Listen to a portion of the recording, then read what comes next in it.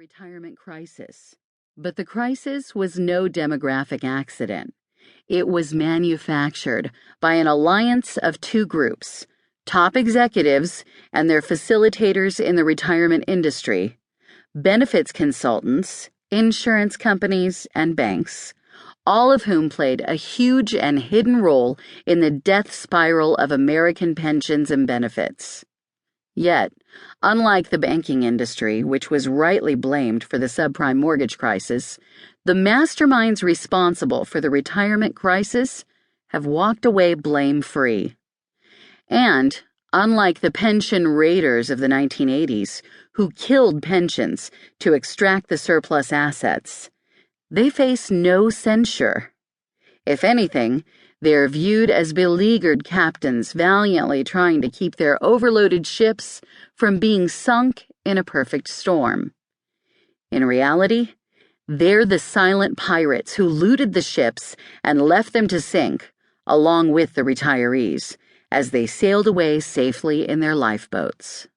The roots of this crisis took hold 2 decades ago, when corporate pension plans, by and large, were well funded, thanks in large part to rules enacted in the 1970s that required employers to fund the plans adequately, and laws adopted in the 1980s that made it tougher for companies to raid the plans or use the assets for their own benefit. Thanks to these rules, and to the long-running bull market that pumped up assets, by the end of the 1990s, pension plans at many large companies had such massive surpluses that the companies could have fully paid their current and future retirees' pensions, even if all of them lived to be 99 and the companies never contributed another dime. But despite the rules protecting pension funds, U.S. companies siphoned billions of dollars in assets from their pension plans. Many, like Verizon, use the assets to finance downsizings, offering departing employees additional pension payouts in lieu of cash severance. Others, like GE, sold pension surpluses in restructuring deals, indirectly converting pension assets into cash. To replenish the surplus assets in their pension piggy banks, companies cut benefits. Initially, employees didn't question why companies with multi-billion-dollar pension surpluses were cutting pensions that weren't costing them anything, because no one noticed their pensions were being cut. Employers used actuarial sleight of hand to disguise the cuts, typically by changing the traditional pensions to seemingly simple account-style plans. Cutting benefits provided a secondary windfall.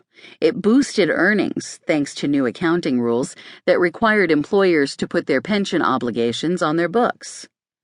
Cutting pensions reduced the obligations, which generated gains that are added to income.